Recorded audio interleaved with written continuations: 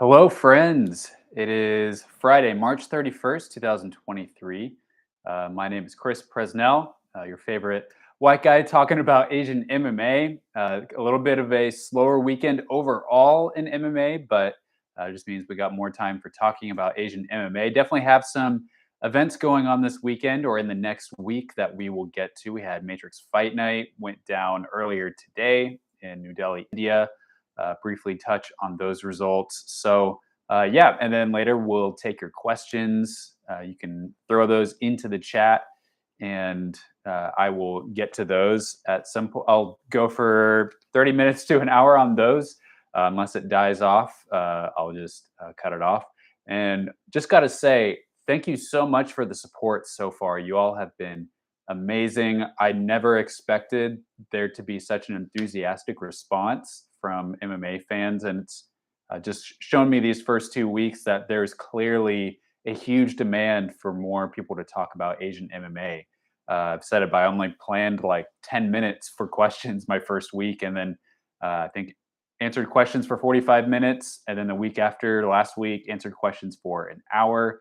So yeah, really excited about that, and I'm sure this podcast will continue to grow, get more structure as it goes. I've already got some more ideas of what I want to do down the line. So, yeah, it's all thanks to you guys that are pushing this forward. Obviously, if no one watched it, no podcast. So, appreciate all of you that are hopping on, or all of you that are watching the replay.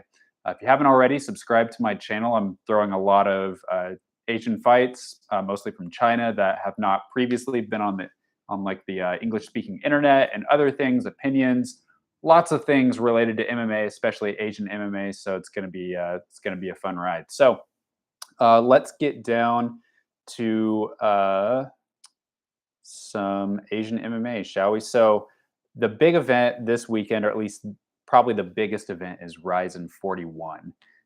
So yeah, it's not, I would say, like the biggest card that RIZIN has put on. There's no title fights, no like really big names on this card, but a couple things, that, especially on the MMA side, that I am excited for. Of course, one is the RIZIN debut of Makoto Takahashi. He's a guy that I've gotten a lot of questions about over the last couple months, because he is kind of one of those young fighters from Japan that's been causing a lot of waves. Just pulling up his profile here. There are just so many amazing young Japanese prospects that are some making their ways into the UFC and also in other promotions. A lot of these guys 22, 23, 21 years old. Uh, Takahashi is definitely one of them. He's got a 15-1-1 record. His only loss is to Tatsumitsu Wada, so that's a really solid person to lose to. Otherwise undefeated. He most recently captured the CFFC belt back in November and is making his RIZIN debut. A lot of people have asked me the last couple months, is this guy going to be on road to UFC? Is he going to just sign with the UFC, right? No harm of someone with a 15-1-1 record signing with the UFC, especially he's fought in good competition. He's fought in the US. So I think it might have, from what I heard, it was kind of just a personal decision that he wanted to fight sooner rather than later. With UFC, it would have been a little bit more of a wait. Didn't really like talk that much with like people that are directly involved with him. That's just kind of what I heard throughout Twitter, from his manager, from other people. So, he's only 22 years old. So sure, let him fight in RIZIN several times as long as he wants. Let him do what he wants. So doesn't mean we can't see him down the line in the UFC. A lot of these guys, when they're that young, feel the pressure to sign with a big promotion like the UFC immediately once they start to get some recognition. But I think it's important to realize, you know what, they have time. They can take things slow and just build their experience. So I think that's a smart idea. So yeah, you got Takahashi fighting at RIZIN. That is later tonight. Starts at in like 11 p.m. here in the Pacific time zone. I believe 2 a.m. on the East Coast. So difficult time for us to make, for sure, but there's always a strong RIZIN contingent watching, even here in the States. So And probably the fight that I am looking forward to the most is, and there we have someone in the chat saying that heard that Takahashi has signed a multi-match deal contract with RIZIN, prioritizing the number of matches. So there you go. Yeah, I think that's a a smart move. Especially, I hear that RIZIN pays pretty well. So yeah, good for him. Uh, Probably the fight that I'm looking forward to most on this card personally is two guys that were linked at least to Road to UFC, between Patrick Show Usami against Red Horse Kim Kyung Pyo. So I think absolutely love this fight. Usami has had some really awesome knockouts with RIZIN recently. Red Horse, a pretty good fighter as well, got some heavy hands and some really good grappling. So I think that's definitely a fight to watch. Two top prospects in Asia as well. Other than that, the card is about kind of 50-50 kickboxing and MMA. You got Keita Nakamura on the card against Strasser Kichi Kunimoto. That's kind of an interesting fight between two veterans. You've also got Yoshinori Hori, who is a one-time UFC veteran. He's in the co-main event against Vugar Karamov. Not sure, where's this guy from? Not a guy that I'm all that familiar with. So, okay, so he's a Azeri. He is from Azerbaijan. 17-4 record. That's pretty good. So Hori is on a 3-fight win streak. He most recently he's fought, yeah, 3-0 in RIZIN. So that's not bad. Most recently scored a decision over Hirotaka Nakata. So he is in the co-main event. Yeah, a smaller event for RIZIN, but a couple interesting fights in there.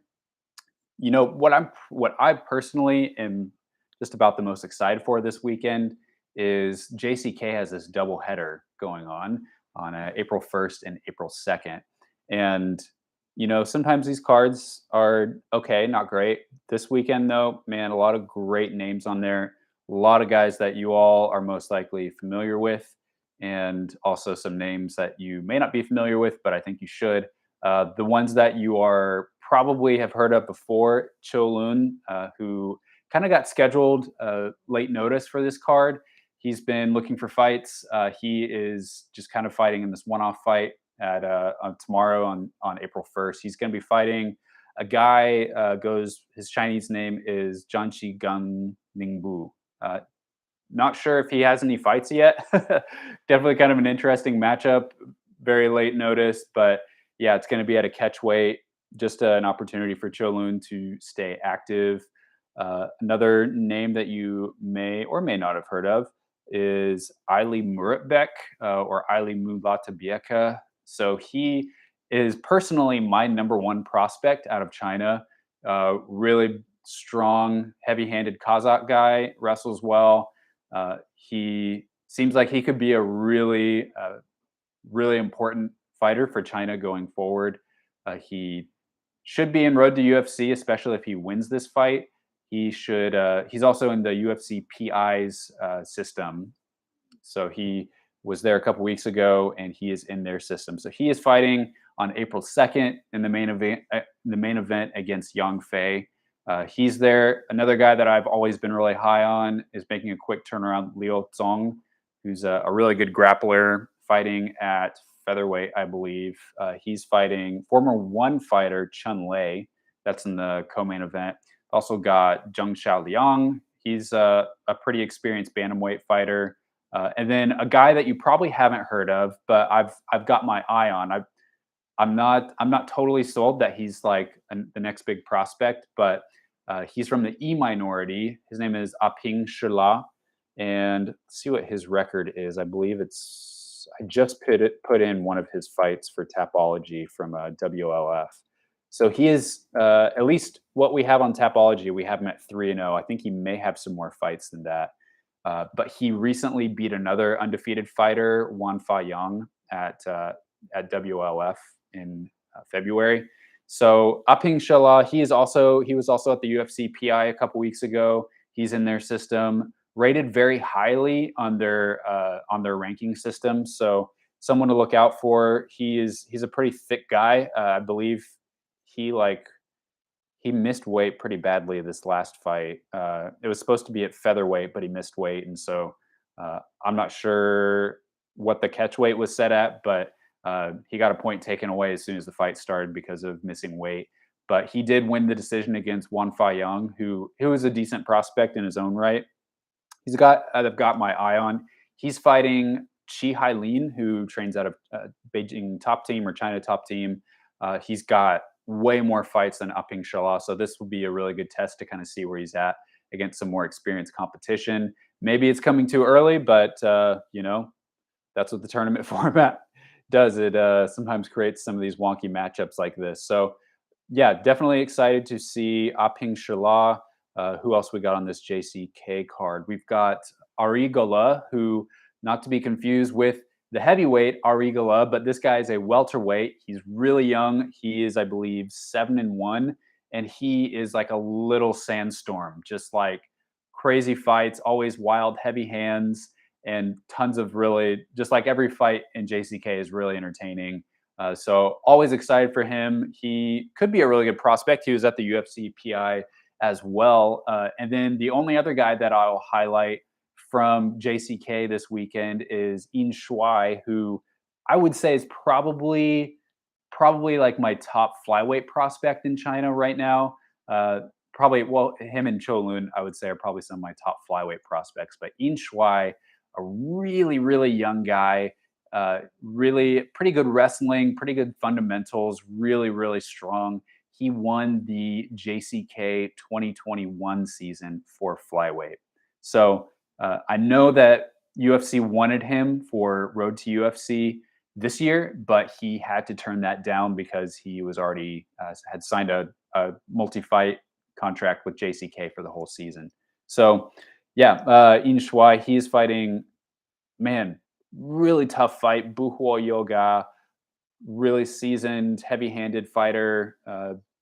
He's had a lot of success. I believe he won the WLF flyweight title this year. So yeah, Buhuo Yoga. It's going to be a really good test for In Shuai. No coffee for me today, by the way. We are out of coffee. Hopefully, should have some by the end of the day. So I am drinking this stuff, Liquid Death, which is much more tame than you would think. It is not an alcoholic drink. It is simply a sparkling drink with a little bit of lime. So this brand, a little bit of overkill here. I don't know if we need the skull and the really intense. Trying to make you think that you're really hardcore by drinking sparkling water. Murder your thirst is their catchphrase. So trying to, I don't know. I think we need to just chill out a little bit. Okay. Ah, not bad stuff though. All right. Okay. This is a big one. So PFL starts tomorrow, at least their regular season. They've been having Challenger Series, but we've got two of our four Asian fighters this season, Ryoji Kudo and Jo Sung Bin, are both making their 2023 season debuts tomorrow. Very excited about that. Ryoji Kudo, although he went 1-1 in the regular season last year, had a pretty good knockout, and that punched him into the semifinals last year. However, he has a tough test in front of him in Movlid Kebulaev. Kebulaev is like 19-0. He's like still undefeated, and going to be a really, really big, tough test for Kudo. But we'll see if he can get by him. If he can't, he still has another shot to make it to the semifinals. Personally, I'm probably thinking Kebulaev wins this fight. Hard to pick against him, but always cool to see if PFL can get an Asian, through the ranks up to the championship. I had heard like things from PFL that maybe there were going to be like some kind of Asian specific attachment to the season this year, and that they're going to bring in a lot of Asian fighters. That didn't end up panning out, but I have guys from the PFL dogging me like, what are some Asian fighters that we should bring in? So they definitely want to expand their presence in Asia, and I think that we'll eventually see it. It's just like right now they've got these four fighters. So two of them have fought for PFL before. That is That's of course Kudo, and then Jo Sung Bin had I believe a brief appearance with PFL. But he's the other guy fighting tomorrow from Korea, the Korean Falcon. He's fighting Jesus Pinedo out of Peru. So, um, yeah, wish the best to those two guys tomorrow. The other two are Yoko Hagashi, who's fighting in the women's featherweight division. Also, we've got Yamato Nishikawa, who's probably the one that I'm most excited about. He is fighting on the 14th of April, I believe. So, yeah, Nishikawa, one of those big prospects. We kind of thought that he was signing with the UFC at one point, but then turned out that maybe there was some contractual stuff with Shudo, so he didn't end up signing. But yeah, it looked like, I believe it was like the Abu Dhabi show last year. He was supposed to fight Magomed Mustafayev, and then that fight was signed, and then it was kind of fell apart because of those contract things. So they worked those out, and now he's with PFL. So let's see what he can do, and I'm really excited to see Nishikawa in the PFL. So what else we got?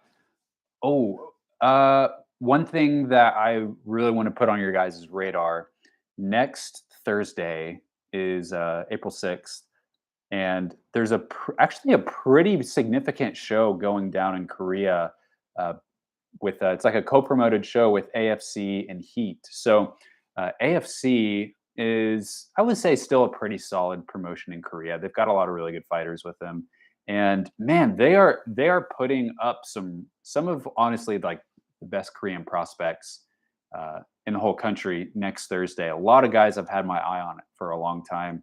A lot of guys from Team Stun Gun as well. So Ko Seok Hun versus Ryuta Sakurai. That's the main event. Ko Seok Hyun is he's 8-2. He's looked pretty good. I believe he is now with First Round Management. First Round Management has been signing a lot of Korean guys the last couple of weeks, which is awesome. Great to see those guys getting more and more representation. Ryuta Sakurai's opponent, kind of an older Japanese guy, a ton of fights, like over 50 fights. So that could be interesting. Kosa Kyon only 8-2. So that's definitely, I feel like that's a very like Asian kind of fight, right? You have like a young guy with, a couple fights, 10 or less fights, fighting like some like 45-year-old Japanese guy who's like fought 60 times. But yeah, that's what makes it fun, right? So that's the main event. Also got Kim Sung-uk. He's fighting Sema Yamada. Yeah, I struggle with these names just as much as you guys do. But yeah, Kim Sung-uk, he's a guy I've had an eye on for a while. He is 7-2. He's pretty good. Seo Dong Hyung is also on that card. He is another guy that has been signed by First Round Management recently. He's fighting 5-1 Kuramoto Takuya. So yeah, Seo has been a guy I've kind of been targeting for a long time as a good prospect. So those three guys are from Team Stun Gun, all fighting on the card. Also, you've got Road to UFC alum Hong Jun Young on the card. So yeah, Hong fought last year against Koyama. I'm blanking on the guy's name. Let's see. Hong Jun Young fought. That's right, Matsushima. That was what I was going to say. Komi Matsushima last year at Road to UFC. Lost a split decision. So close fight, and let's see what he has coming back to Korea for the first time since Road to UFC. So he is on the card as well. And then we've also got Ju Dong-jo versus Daishun Fujita, kind of a prospects fight there. I've been told to watch for Ju Dong-jo, but kind of waiting to see. I mean, he hasn't really fought anyone with a lot of experience yet. So kind of just got my eye on him, and we'll see what he can do. So yeah, AFC and all their events air on YouTube as well. So why not go for it? That I'll definitely be watching that one. That's on April 6th, AFC versus Heat. So that's a big event. A couple announcements in terms of like Black Combat. So I know Black Combat has an event tomorrow. I wasn't able to find the fight card for that event, but they have announced 2 title fights for April 15th. So definitely pay attention to these. The guy that I am excited for in these two title fights is Park Chan Soo. He has been a guy that I have been friends with for a while. Excited about him wherever he's going. So he is fighting in a featherweight title fight against Shin Sung Min. Also, there's a flyweight title fight between Lee Jung Young and Kim Sung Woon. Kim Sung Woon. Yeah. So Black Combat has announced those two title fights for April 14th. That's officially Black Combat 6. Uh, Before we get to questions, I don't have a whole lot of like news to break this week. It kind of comes and goes week to week, but I was able to confirm that Lee Kai Win is going to be fighting in Road to UFC this year. His name was added to the UFC website. I was able to follow up and confirm that yes, Lee Kai Win will be fighting at featherweight in Road to UFC. I will let you guys know if I find out an opponent for him. But some of those fights have some of those fighters have opponents, some do not. So that's all being worked out now. I believe all of like the rosters should be finalized at this point. And I've also seen more and more that like yes, it's going to be in Shanghai. I mean, I don't know where else it would be if it wasn't at the UFC Performance Institute. So yeah, most likely going to be there, Shanghai, May 27th and 28th as well. So that is all I got. Oh, Matrix Fight Night also had an event this morning. Let me pull up those results. Man, I had the hardest time trying to find a stream for Matrix Fight Night. I tell you what. Uh, I love that they have a deal with Disney Plus Hotstar. I would just love it if there was a way that people outside of India could watch that. I was like finagling with VPNs, trying to like all this stuff. Because I woke up really early this morning to try and watch Matrix Fight Night. What I had heard about this card, so this card was interesting because there's not a lot. There's a couple big names in terms of Indian MMA. You've got Dhruv Chowdhury on the card. Srikant Sakar was on the card as well. But a lot of like young fighters with 5 fights or less. And so I asked my buddy who works for Matrix Fight Night about this card, and I was like, so I was asking him like, who stands out on this card? Who are you excited about? And he was like, bro, like all these guys, especially on the prelims, are just like total like the new generation of Indian MMA, a bunch of killers, well-rounded, So really like look out for all of them. So excited to catch up on the replay for that, go through that event. And yeah, they've had like a kind of like a Matrix Fight Night Contenders series where they put guys through some fights and then select the winners for Matrix Fight Night shows in the future. So a lot of those guys were on this card. In the main event for the welterweight title, you had a Kyrgyz guy, Darkenbek Ergashov. He beat Seth Rosario by unanimous decision. So he is the MFN welterweight champion, Ergashov. Kind of an interesting one here. John Mitchell, an Irishman, knocked out Srikant Sakar in the first round. So apparently, John Mitchell was working some ground and pound, and then as Srikant was standing back to his feet, Mitchell popped him, knocked him out. Heartbreaking loss for Srikant, simply because Srikant has been through so much crap the last year. Oh gosh, the whole debacle with Matrix Fight Night 9 and the riot that broke out, getting chased out of the arena by a bunch of Afghan fans, being sucker punched and his jaw broken by Abdulazim Badakshi. All that mess at Matrix Fight Night 9. Kind of was pulling for the guy to like have a big comeback, but that's MMA. He's a good fighter, so they matched him up against a good opponent, and he gets knocked out. But yeah, and then the Dhruv Chowdhury fight against Chaitanya Gavali apparently ended as no contest from a groin shot, so that sucks. One guy I have heard several times as a guy to watch is Rahul Thapa. He beat Lotsung Kumba by rear naked choke in round 1. So Thapa goes by the Instagram handle Greek God MMA. Definitely a guy to watch out for there. I'll go through more of these fights. I think I can access Disney Hotstar on the Indian side, so I'll go through these fights and be able to see like who stands out as well. But yeah, Matrix Fight Night, great stuff. Just hope I can watch it someday in the future.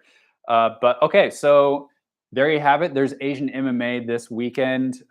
Consider yourself caught up and prepared for the next couple days as well. Prepared for the weekend. Let's see what kind of questions you guys got. And man, if you guys got questions, I love it. Alvin, the moderating goat. So many themes about developing personal strengths and seeing the love of others. Love your opinion on why it's so hard for fans in the community to remember that fighters don't have to be insulted when they experience losses. Thank you, Alan. Thank you. Yes, no reason to insult fighters when they lose.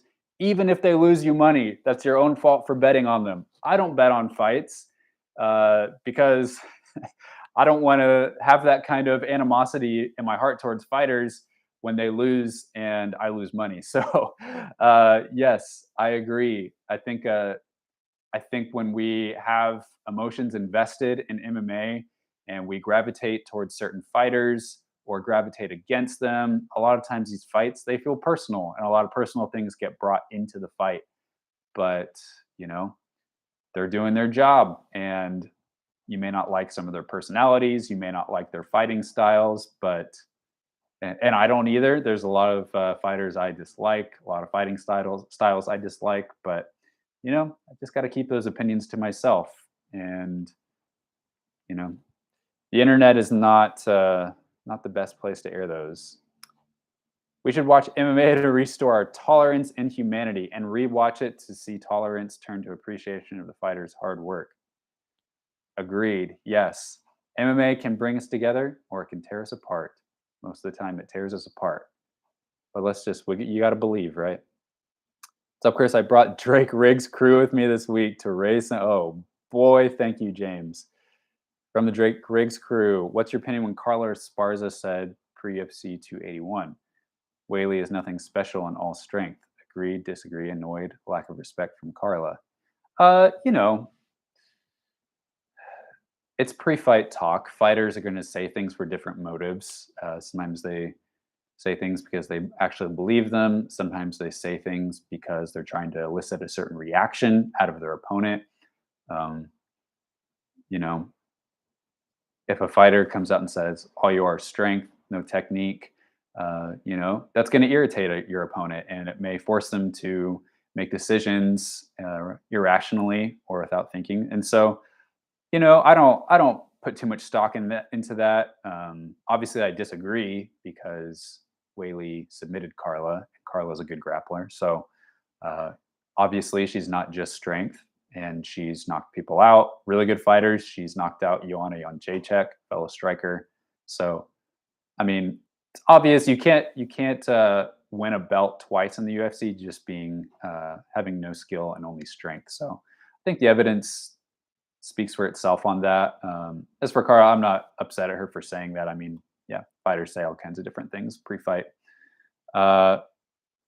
Really enjoy your podcast. I'm starting to filter out MMA media based on quality, and yours has good quality.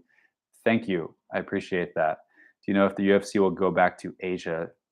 Seen a lot of pushback on that idea. Yeah, they will. I mean, it's just a matter of time. As far as China, the thing I've heard about China is second half of the year. I would guess probably like November sounds the most realistic to me. I need to follow up on this, but I heard a rumor about Singapore in August. If you'll remember, before the pandemic, the UFC saw it's kind of like what they had with Abu Dhabi, right? Where they have this deal that they have to come back to Abu Dhabi every year. They also have a deal with like the T-Mobile Arena in Las Vegas, where they are owed a certain number of shows there. So I think they have something similar, or at least had something similar with Singapore. I'm not sure how long that deal goes, but they were supposed to like deliver at least one event every year to Singapore.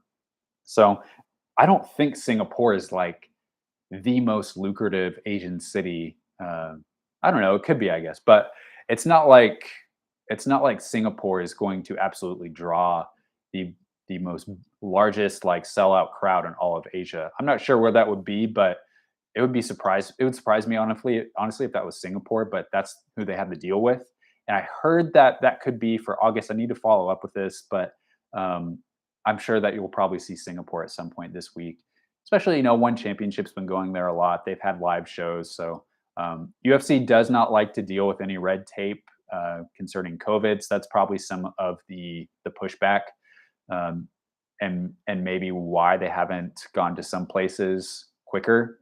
Obviously, they've been doing in the U.S. a lot of shows in the South, right? In in Florida and Texas and Las Vegas, obviously. So, yeah, for sure. They'll be back in Asia this year, potentially twice. It'd be awesome if more.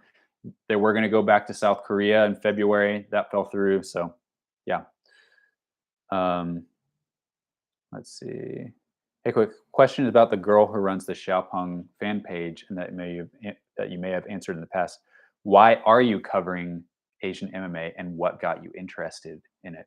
Good question. What's this white guy in Portland, Oregon, doing? Trying to like cover Asian MMA. Great question. So for me, I have like a lot of personal roots to Asia. Obviously, I'm a big MMA fan. I have ever since high school. But I think what connected me to the Asian side of it was when I was in college. I studied cultural anthropology, so I had a time where I was focusing on the Middle East. I had another time where I was focused on Africa, and then eventually an opportunity came up for me to live in China for like 7 months at a time. It was like May through December and get to travel a little bit, but also be a full time student at a university.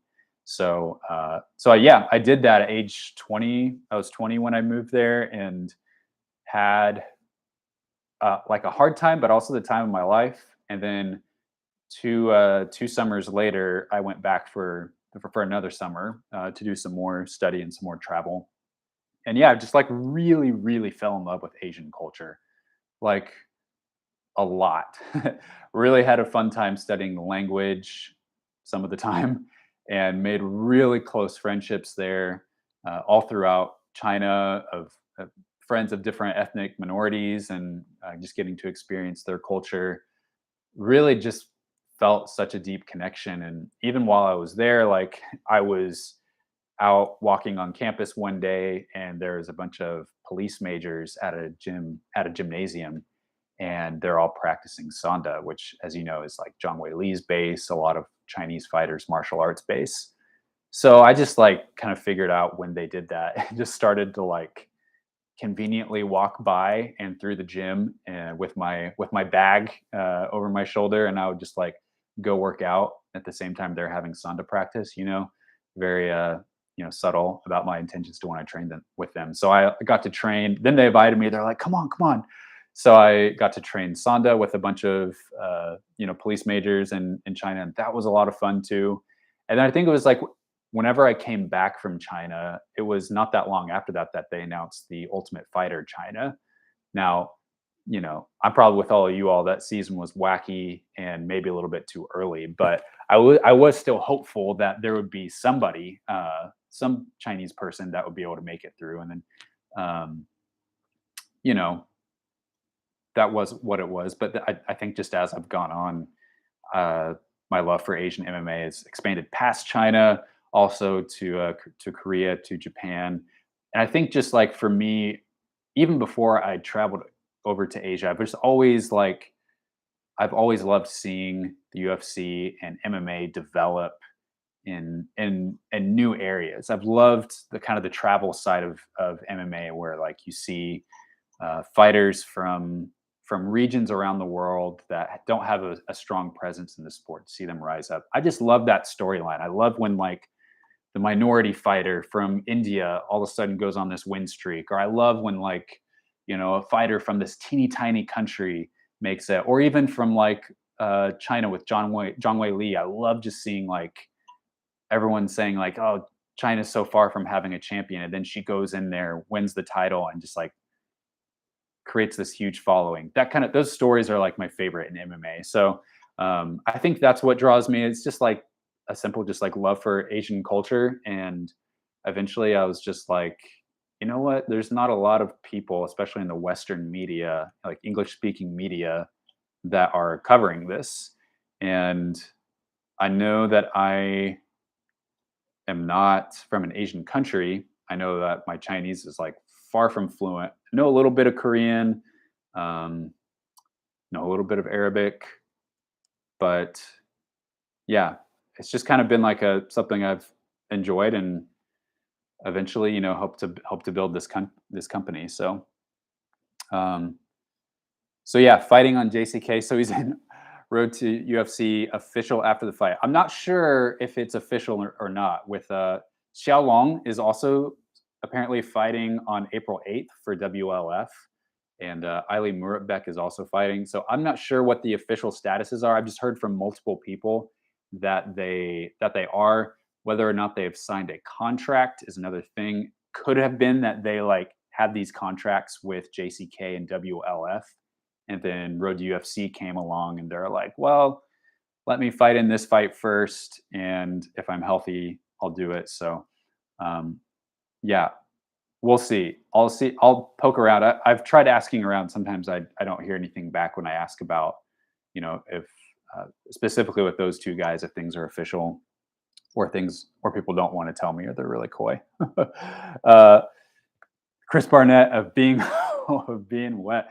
Why is your brand MMA ecosystem?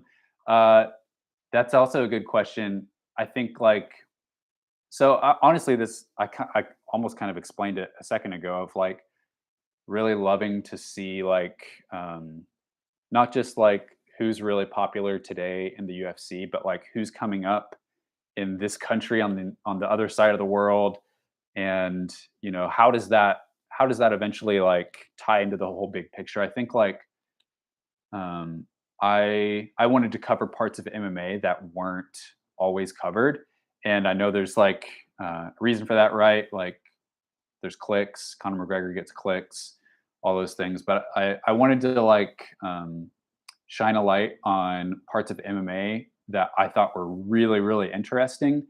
And I was like, I know if people just heard these stories about these fighters, that they would fall in love and they'd be popular. But yeah, it's just like they're like sometimes just like English speaking media has a hard time like really connecting with like Japanese culture, unless you're Drake Riggs, or like Korean culture or Chinese culture. And so I wanted to just like show lots of parts of MMA, seeing how it all works together as a whole, both like from the amateur to the professional level, and also on a global scale as well too. So I'm not totally doing all the coverage I would like to be doing, and part of that is because I'm still building a full-time income from this. That's a whole nother thing. It's like, okay, it's great that you want to cover this, but like, who's going to pay you to cover it?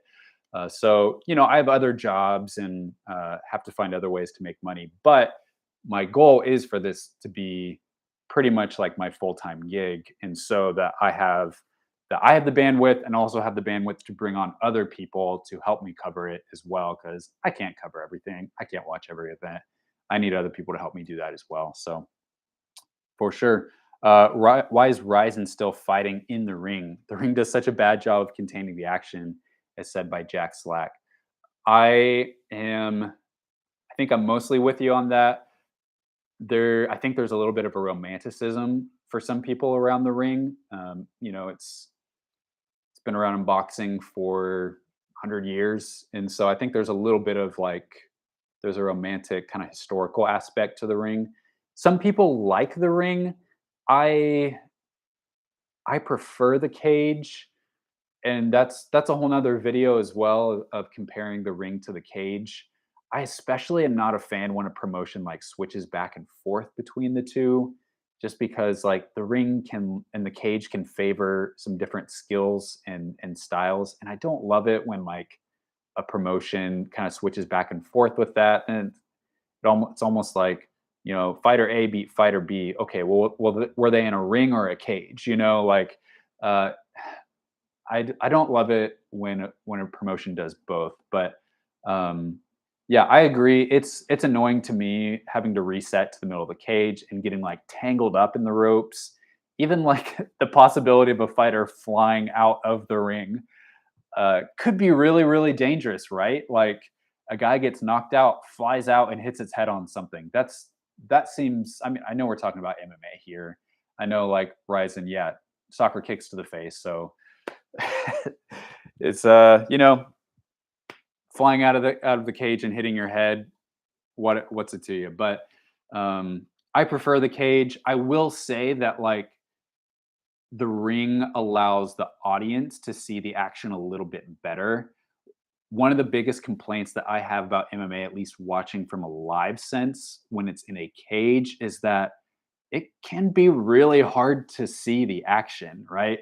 You're in this big, like, basketball arena, and the action is pretty small. And then you add in like all the pillars and the cameramen, and it can just be like really hard to see. You end up looking up at the screen a lot of the event. So the ring seems like it's a little bit better for that, maybe a little bit better of a live experience. So, yeah, definitely want to make a video on that sometime.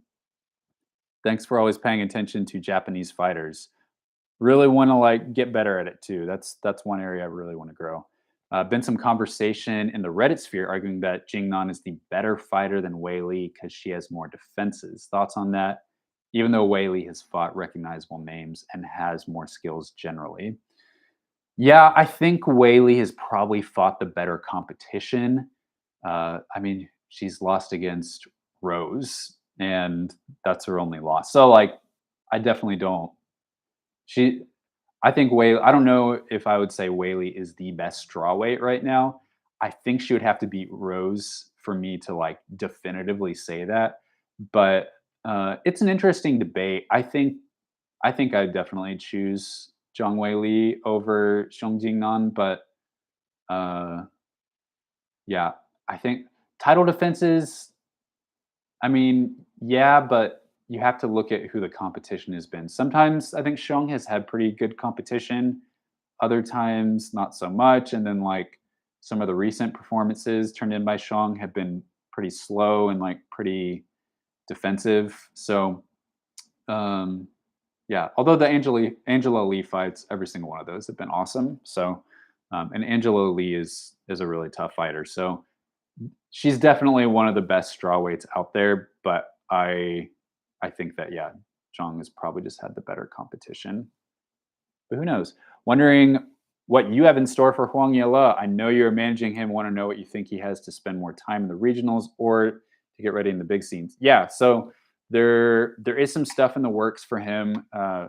Trying to get him an international fight. He is under contract with WLF as well, but he has the allowance to be able to compete internationally. So yeah, WLF is going to keep offering him fights until we can get him a fight on the international scene. So I I'm not going to like say like literally like yes, this promotion we're trying to get him on that, but like as far as like international promotions go outside of like UFC, Bellator, PFL, those think of like the top international promotions you can think of, and those are the ones that we're trying to get him on.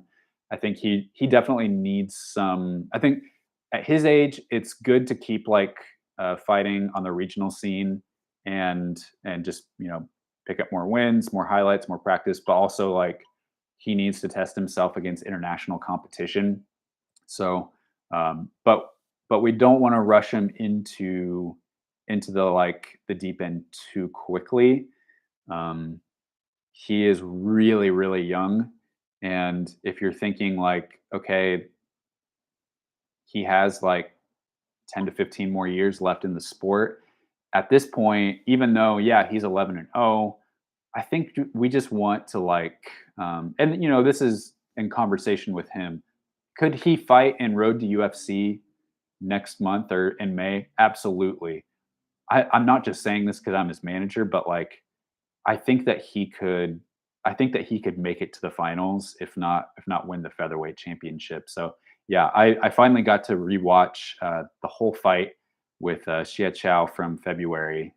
It was recently posted by WLF, and yeah, man, he is just a killer. He's training at the right place. A lot of things are clicking for him. So yeah, I mean, what's he like against one of these like Kazakh wrestlers? What's he against? What is he? What can he do against a Russian guy? A Dagestani guy. These are the questions that we want to try and answer.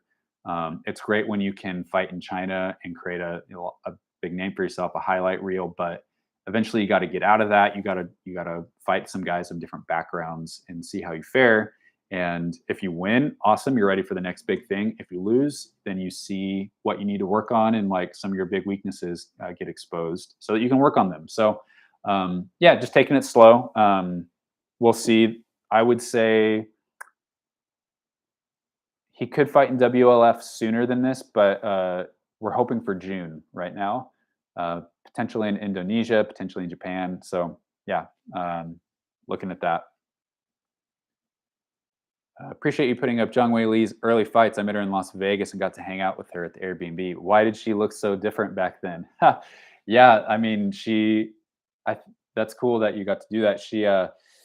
She's spent a lot of time on strength and conditioning, and I think that's part of like she has built this persona of intensity and like fierce dedication to herself and the sport of MMA. Has she's gotten a lot stronger over the years, and I think definitely like shaving her head has part to do with that, kind of an intensity to that. So yeah, another guy saying she had a retooling after Rose flash KO'd her, shaved her head, and had a redo of sorts.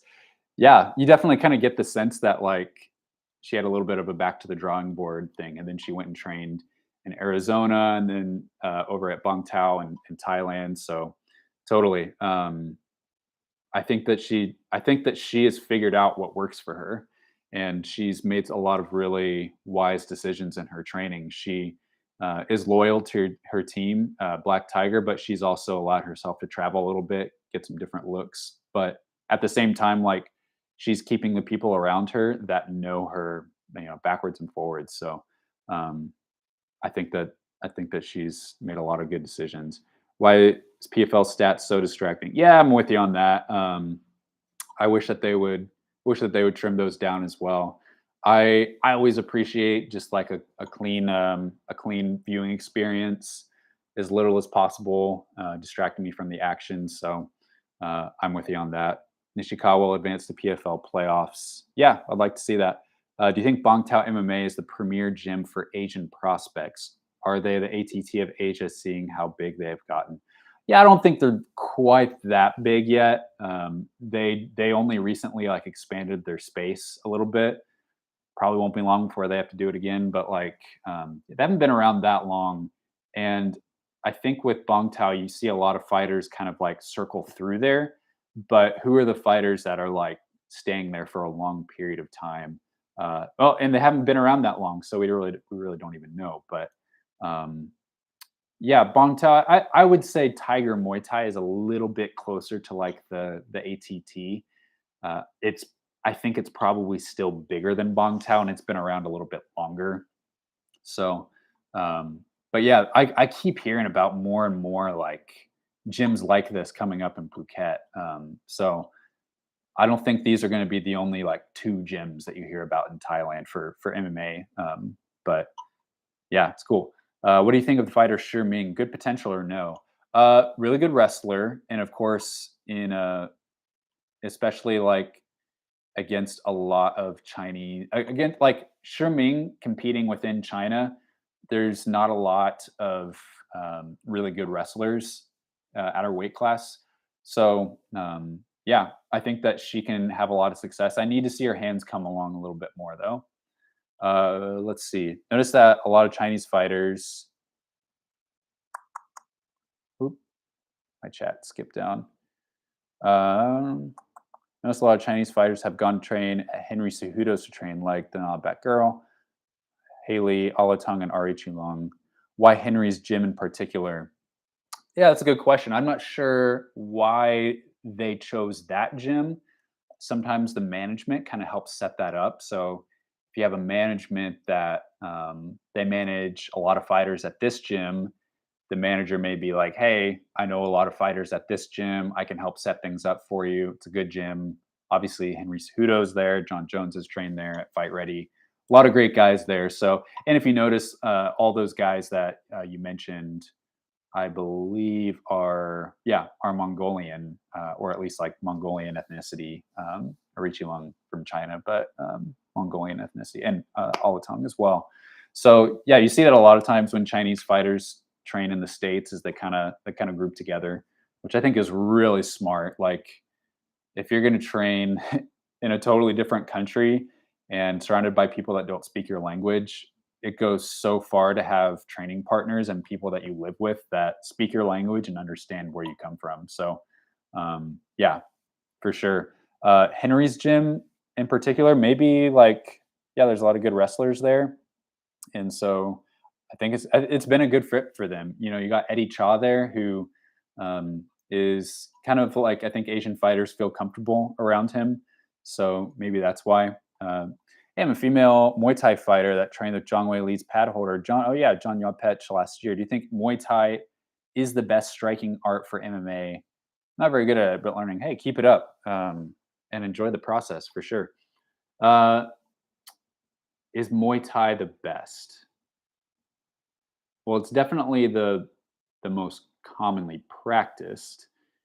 You know, you go to most MMA gyms, what are the classes that they have? They have MMA, they have maybe like strength and conditioning, and then they've got jujitsu and Muay Thai. So at least that's in my experience, MMA gyms in the US. So yeah, I think it probably is, although there's a lot that has to be adapted from like pure Muay Thai to MMA, mainly with the footwork, and then you throw on the takedowns, and it just totally changes the whole thing, right? So, um, I think Sanda is a pretty good martial art, a striking martial art for MMA. You know, that's what a lot of Chinese fighters have as their base, and you know, also you got like Muslim Salikov, also is a Sanda base fighter. Um, I think that's a pretty good base as well. A lot of similarities from that to Muay Thai, but yeah, and then you got boxing as well. Of course, boxing, it's hard. Boxing will give you a lot of good skills, but again, a lot that you have to adapt for boxing. When was like the last champion in MMA that you knew that came from like a really strictly solid like like a really good boxer that came over? Um, you know, obviously you've got Alex Pereira, really good kickboxer. Israel Adesanya, really good kickboxer as well. Um, they had that as their base, so I think either kickboxing or probably Muay Thai is your best bet. Uh, what was your reaction when Rose said in 2021 that Jong is not a genuine person, and Brian Campbell agreeing with her in that interview by saying that Rose is so honest that if she says it, it must be true? I mean, that's just fight talk, guys. Like, I think I don't know any of those people, and I don't think Rose or Brian Campbell know Jong either. So it's kind of hard to say, like, you know, not a genuine person if you don't really know them. So I don't have anything to suggest that Jong isn't a genuine person. I don't know why Rose would say that, but kind of just comes off as fight talk to me. Who's the biggest name that you manage? Will you ever manage of the Chinese fighters in the UFC? Uh, Probably not any of the fight. I mean, who knows? But like, probably won't manage any of the fighters that are currently in the UFC. But I'm like really, really confident that a couple of the guys I manage will be in the UFC someday, if not someday soon. Uh, Huang Yela is probably the biggest name that I manage. I don't have a lot of guys under contract right now. Working on building that up, but like, uh, so yeah, just a handful of guys. But Huang is definitely the biggest name that I have. Other guys, I kind of like. it's the management situation is a little bit interesting where it's like I'm not like fully running their career, but I am kind of helping with some things. So it's another thing with management is like it's not just like you run their career or you don't. Sometimes managers have different roles or different kind of like contractual situations. So um, yeah, but Huang is probably the best guy, I would say. Do you hope that Whaley fights Rose a third time and finishes her in the third fight so we can move on from the bigotry of Rose's fan base? I don't. I mean, I hate to break it to you, but I don't know if that bigotry is going to end anytime soon. It's. I think it's really hard for um, people to move on from that. Just being honest, but um, yeah, that kind of fan base has not really shown themselves to be the most like teachable and open minded. So don't get your hopes up that you're going to just stop hearing people say racist thing about Asians. So hate to say it, but yeah. But Jong versus Rose has to happen for a third time at some point. Uh, if Zhang Weili were to fight someone else, then lose the title, that would maybe be a little bit different story. But I feel like they just have to happen. I feel like there are loose ends there. Their last fight was so close. Zhang just keeps getting better and better. As far as like the next fight for Zhang, like should Rose fight Zhang next? Uh, I wouldn't mind it. I just like keep going back and forth between Amanda Lemos and Rose because on the one hand, maybe it depends on the location, right? Like if they put Zhang against Rose as a co-main event, international fight week in July, I love it. If they put Zhang against Amanda Lemos June somewhere in Canada, I love it. Kind of depends on the location. I'm totally okay with them booking Rose versus Zhang 3 right away, simply because there's the history. I mean, I don't feel like Rose has to like work her way back to that fight. If it was a different champion, maybe, but just since she has 2 wins over her and she just lost by a split decision, really crappy decision, but like, yeah, I could definitely see them booking Rose next for Zhang. Um, let's see. Did you get into Black Combat yet? Just getting in a little bit.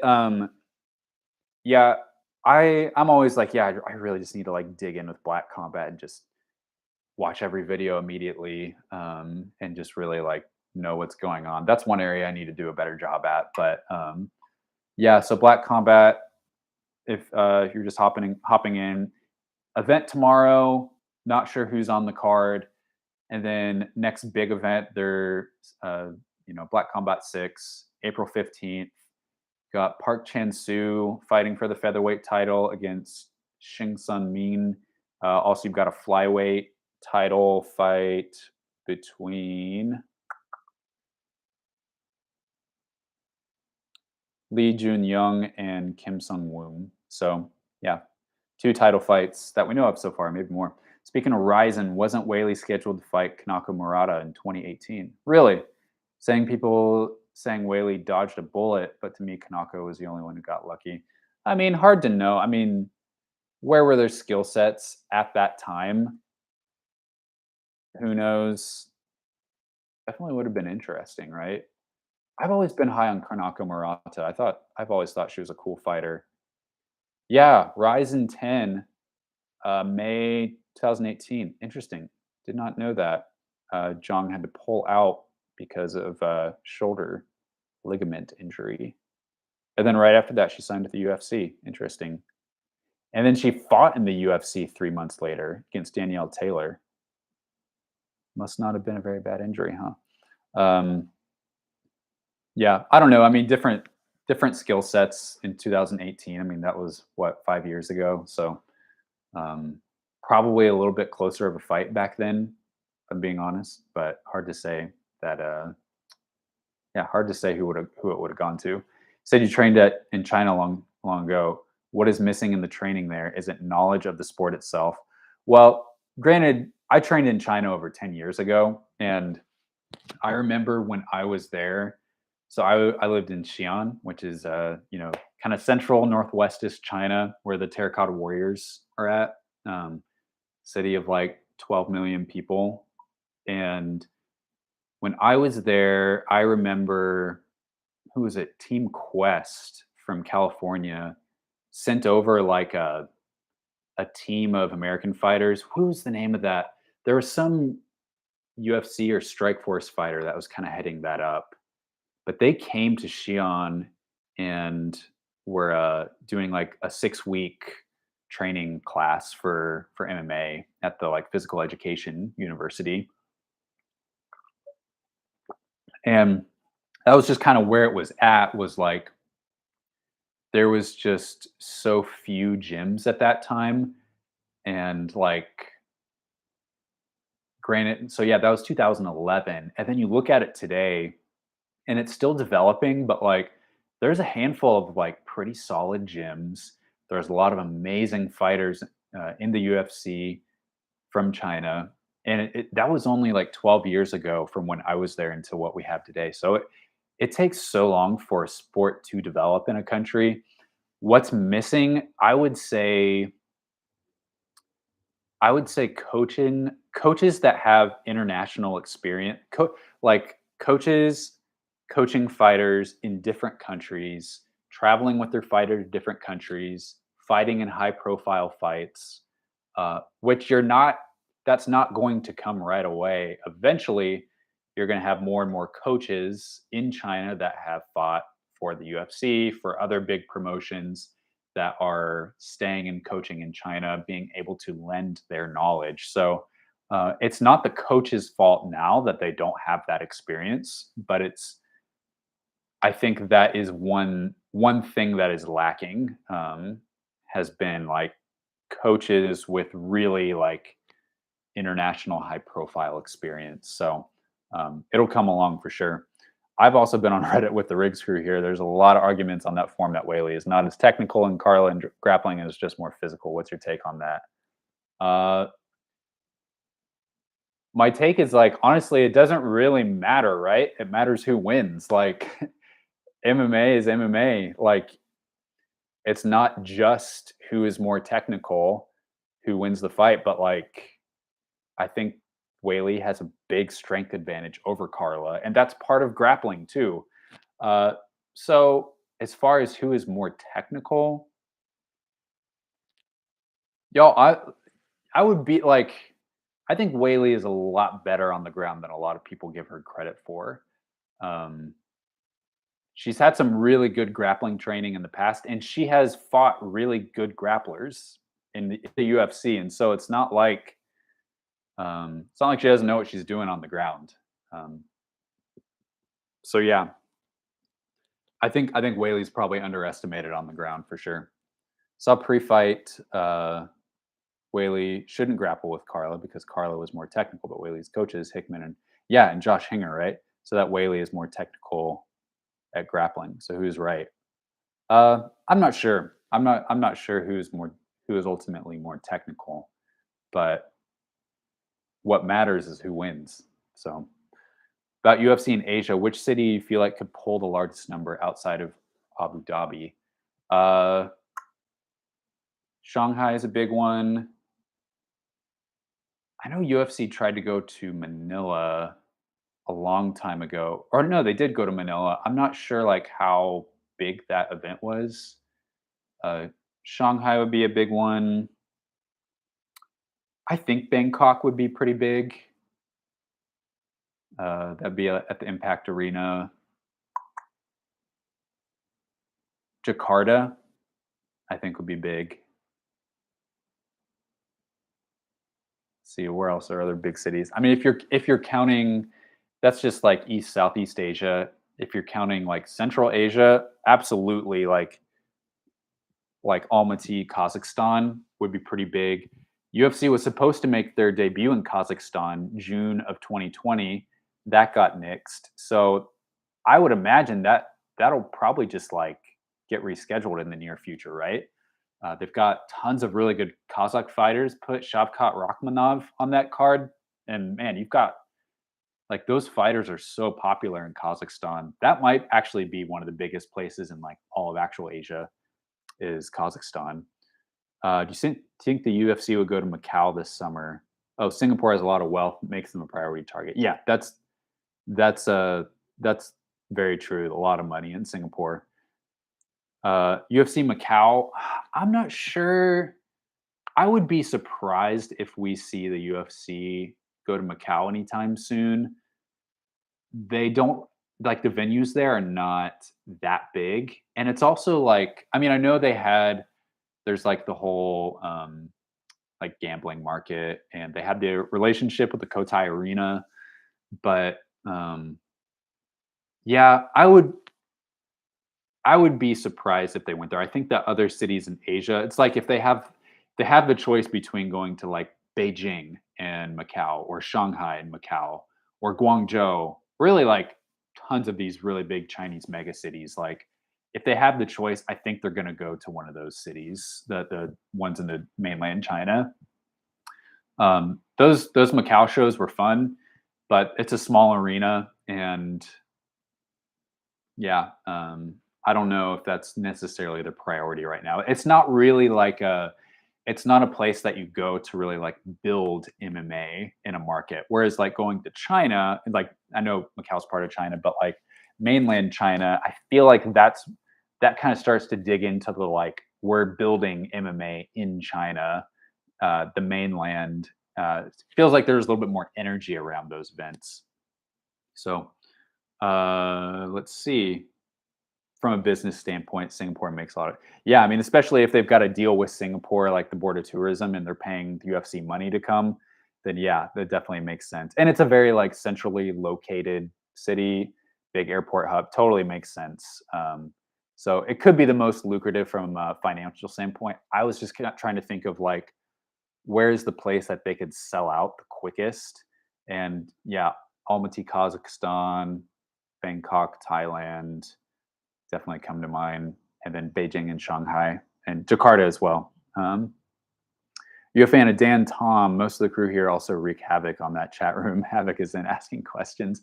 I've never talked to Dan Tom. I am only vaguely familiar with his work. What I've seen of his work, I think he does a great job, and seems like a good guy. Did you hear Jian Xiaonan say she deserves a brown belt after beating Mackenzie Dern? As a Chinese fan, her lack of humbleness is not appealing to me. Have you seen this on her Douyin? I haven't. Yeah, I don't know what to think of that. It's not like she was out grappling Mackenzie Dern, although her defensive grappling was really solid. So she definitely deserves a lot of credit for that. But yeah, I mean that's her coach's decision, right? Interesting. If you ever go to a live event with a ring, the views are so much better. Exactly. That's kind of how I feel. How do you find good fighters as a manager? Is it difficult to pick and choose who to manage, or do they come to you? Yeah, and right below that, we got Yawar Sports Group in the chat. So yeah, that is a good question. There's different it as a manager, there's different perspectives and different strategies and like philosophies that groups have, right? Some management groups are just trying to sign as many fighters as possible. Other management groups are trying to sign just a few fighters, but really try and find the cream of the crop and give all their attention to those few fighters. So um, there's different perspectives there. I think like finding good fighters, you do have to be really familiar with the scene, both like from the bottom level all the way up. So like, fortunately, some of my jobs kind of like have some great cross sections and help me to be familiar with the scene. So I work for Tapology. If you didn't know that, and I manage all of the Chinese fighter records and all of the records for the American Pacific Northwest, which is where I live. So because of that, I watch all the Chinese MMA events that I can. I go back through like the library on the Chinese internet and put in fights that were missing. I also am following lots of social media accounts talking about, these fights are coming up with fighters. So that's helped me to be really familiar with like the Chinese MMA scene. So it's easier for me, especially if you have some longevity in that. Which I've only been working for Tapology. What was that like? December of 21. Yeah, not all that long, but I already had some familiarity with Chinese MMA before that and who was good. So yeah, working for Tapology is a big part of it. Also, just like having my Instagram account where I'm covering Chinese MMA, that helps as well. So you got to watch it. That's just what it comes down to. Is you got to watch it. Earlier in the show, I talked about this next Thursday, Angel Fighting Championship has a co-promoted show with Heat. And for me, that starts at like 4 a.m. But yeah, I'm gonna set my alarm for 4 a.m. and I'm gonna get up and watch that on YouTube. And for me, like I'm watching that from a couple different angles. Yeah, I'm trying to find some highlights and find people to talk about for the media perspective. But if there's also people that I find interesting from like a prospect standpoint, I might write them down. Just remember them. I have different tools at my disposal that I'm keeping track of different prospects. So um, yeah, and then it's like who there's a lot of good fighters out there, but who could really benefit from having us as their management? Who could really like who's ready for some international fights? I think that's really where I come in as a manager, is trying to help fighters get international fights outside of China, get some different kinds of experience. So um, you know, one guy that I have my eye on, and I know I shouldn't like. It's not like I'm going to share every single fighter that, like, yes, from a manager standpoint, I'm interested in signing this fighter. I'm not going to tell you guys all of those fighters because then, what's to stop another management company from coming in and trying to sign all them? But just as one example, a guy that I'm watching closely is Aping Sherla, undefeated, but still just a few fights into his career. I'm just going to be, anytime he fights, I've kind of just got it like earmarked of like, okay, pay attention to this guy, pay attention to how he's developing. And then eventually, you know, there might be a point where we see if he wants to fight internationally, or if he could benefit from having a manager. So not every fighter is ready to have a manager um, right away. Some fighters are fine just having their coach arrange their fights for them. But as things go on and they get more experience, we thinking about like, okay, the basic questions of who could be a big star, who's a really entertaining fighter, knockouts, submissions, finishes, all that stuff, who has a big following, the same kind of questions that promotions are asking too. But like but yeah, you just got to get your hands deep into the scene. Cough. Not sure why you're hinting at one championship. Are you a fan of Jack Slack for understanding MMA? Dan Thomas recommended him to me. Yet some other find him abrasive for his behavior on Twitter. He is an acquired taste, and his brand is basically like upsetting people. Right? He obviously understands MMA, but he he is an extremely like cynical and negative presence on Twitter. Not in like a certain kind of like cynical and negative, but like to be honest, I don't love having a lot of people on my Twitter feed that are just like literally hating on everything. But I feel like Jack Slack is funny enough to where I still follow him. He does have some, I think he does really understand MMA, has a lot of good technical knowledge. Even if I disagree with things that he says or like criticisms that he has, it's still just like funny. Some things that he says, like I think he's a witty dude. So um yeah, I mean, try it out. Like follow him, check out his stuff, and if he pisses you off too much, just unfollow him. You can be at the base of a cage for taking photos and still not get the best views. Exactly. Yeah, I that is one thing I would love to see the UFC or some other promotion pioneer is there a design for a cage out there that allows the audience to be able to see better? Um, I don't know what that is. Like, I mean, we got to have like the padding, we got to have the cage be structurally sound, but is there some kind of like really tough but kind of more see-through material that we can make a cage out of? I don't know. I would love to see a promotion really try to think through that, because that is the one knock on going to a live MMA event in a cage. It's just like it is really hard to see. Do you think Itsuki Hirata is the Paige Van Zant of Japan? JHK said this. Do you agree? I actually do, since Itsuki is the high name value but lacks an ability. Uh, I wouldn't say that she lacks an ability. I just think that she is not all that well rounded. I think she is a good wrestler, but when he said that, I listened to that the other day too, and I agree with that, and I also appreciate that he said that like she doesn't have to stay there. Like she can evolve and become more than that. But I thought that was a really good comparison, um, from Paige Van Zant to Itsuki Hirata. I'm pulling for Hirata for her to be able to like grow in a lot of areas in MMA.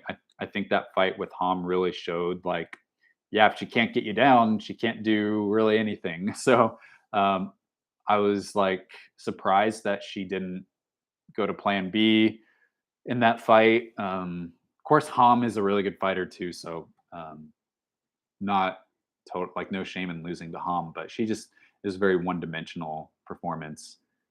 But she's still really young, so she has the time. She has to decide like, where do I want to go? And like, yeah, Paige Van Zant makes a lot of money, and so um, she can do that. Then why why do you have to for Paige Van Zandt, it was like, if I can make a lot of money, especially off sponsorships and off my Instagram, do I have to be putting my body on the line every 4 months? I mean, don't blame her. Let's see. Does WLF still record like 40 fights a day and parse them out across several broadcasts?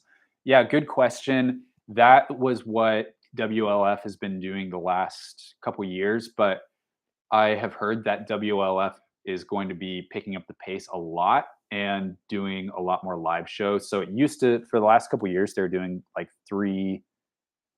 one show every 3 months or something, 3 or 4 months, and then putting them into like a TV show format, spacing them out. Which, like, yeah, especially for people like me, that was really frustrating because I would get those results in Tapology a few days after the event was actually recorded, and then it was like, okay, we have the results, so watching these fights on TV isn't as like appealing to me. So, but yeah, what I've heard they're gonna do is having shows every month, and the show in February, they kind of stuck with that format where they're releasing like 4 or 5 fights every Friday. Um, Hopefully, yeah, gotta look for that today and put those results into Tapology. But the last show on March 22nd, they aired the whole show live on Douyin. So I was able to catch that and record all the results for that live. So that was great. But yeah, I don't, I don't, for like pro MMA fights for high profile fighters, I don't love the idea of like releasing those results months after the fact.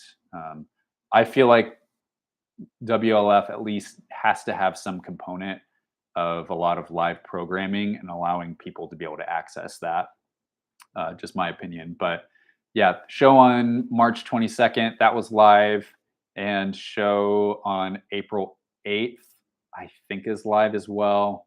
I am looking into that, trying to get the full card for that. But hopefully, fingers crossed, they will have monthly live shows. Man, that would just be awesome. Here's my argument why I think Wei is best strawweight in the world. She arguably beat Rose in the rematch, sure. Dominated Joanna the second time, and is 2-0 against opponents Rose cannot beat, like Carla. Yeah, I mean that's a strong argument. Arguably beat Rose the second time, but like there's only three people's opinion who matters. That's the judges. So I I feel like it's Rose and Jong just like neck and neck right there. If Jong can beat Rose and the judges agree, or her name is called at the end, then like no question, she's the best strawweight. She's beat Joanna twice, absolutely. Phenomenal podcast. Thank you, Alvin, Mr. Presnell. Wish all the fighters you manage good success in their future MMA endeavors as well as good health. Thank you. Yeah, we're working hard here. Why is there such a lack of good content for MMA? Most of it is rumors and hot takes. Jack Slack, Drake, yourself, and Dan Tom are my only go-tos, and sometimes the heavy hands boys. Yeah, I agree. And I would add to that too. I think like South China Morning Post has a lot of good content. That their podcast is very good. I would definitely recommend that. Guys like James Lynch, John Hyun Ko, those are two of the guys I look up to most in terms of like interviews, professionalism, really amazing standout guys I can't recommend enough. I also really enjoy Luke Thomas. He's a really smart guy as well. Morning Combat kind of blends some entertainment with a lot of deeper conversations. So it's out there, but there's so many different kinds of people, and people like different things. A lot of people really like just like digging into the drama of MMA and the hot takes and the quick quotes. That's not my preference. If you look at my Instagram account, my Twitter, you'll know that that's not my preference. But is there room for that out there? Sure. And that's what gets a lot of the clicks. And so the thing is like a lot of times MMA media gives what the fans want. I think there's also kind of a feedback loop sometimes where it's like the media gives content and then the fan, or like we saw this with the Floyd Mayweather Conor McGregor fight. The media kept like covering it until it actually became a thing, and it like almost like built up the fans' desire to see that fight happen until it finally became a reality. So, but yeah, it's like if Asian MMA and RIZIN was getting just like millions and millions of clicks, then the media would cover it more. But right now, it's just not. Hopefully that changes, but they give us what we want, and they have a business at the end of the day to run. So, think about like Bloody Elbow. Bloody Elbow was is a really well-respected site for doing a lot of good journalistic work among a lot of people, but there's just not a widespread appetite for really like real journalism in MMA. People don't want that. There's always like a minority that want that, but it's not like really good journalism is not the best business model to grow as a website, unfortunately. So yeah. All right. Last for the day. Do you enjoy our ruckus, Chris? We also hang out on Reddit arguing with people. I'm not much of an arguer. I am a pretty peaceful guy. I'm all about the positive vibes. I'm not about the drama, but you know what? Y'all can ask me anything. I enjoy I almost like enjoy the like when y'all ask me like real pointed or like intense questions asking about drama. A part of me actually enjoys that because it kind of puts me on the spot, and um, I enjoy every type of question. Obviously, like if I don't like the question, I'll just skip it. But no, I do enjoy y'all's ruckus. Keep it up. Keep it coming. Ask me whatever you want. Obviously, Asian MMA is my focus, but the doors are wide open for anything that you want to ask about. But as far as Asian MMA goes, this is your podcast. If you enjoyed this podcast, like it, like this video, subscribe to my channel. Just getting started. We're just going to be doing so much more content on Asian MMA, not just the podcast, but we're going to be having a good time here. hoping just to push Asian MMA farther into the media. Let's talk about it more. Let's make it into headlines. Let's go. So thank you guys so much for tuning in. Appreciate you guys. Enjoy the fights this weekend. Enjoy RIZIN, PFL, JCK, Black Combat, all that stuff. We'll see you next week.